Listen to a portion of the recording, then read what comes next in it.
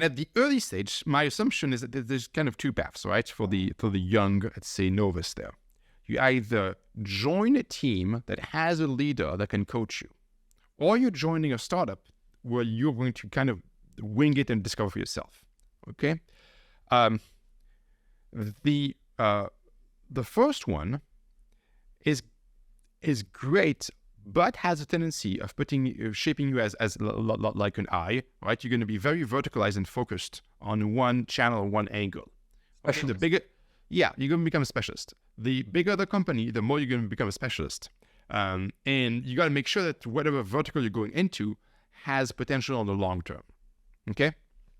It's kind of, if you're the paid expert for 5 years, then becoming a generalist is super hard. Okay. On the opposite, if you join a very it's a young company where you got to do everything, no one's going to be able to help you.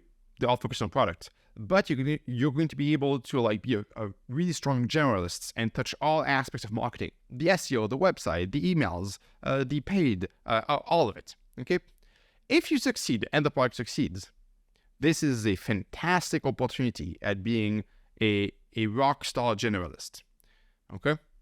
So I would tend to prefer that one, okay, with the fact that you don't have any mentorship or support. And so you got to find that within communities, right? You got to read books, but you got to join communities, join groups of people that can give you tips and ideas. There's a ton of good Slack communities, a ton of good growth communities everywhere that you can join and share what you're doing, see what others are doing, see what's new, what's hot, and try them at your company.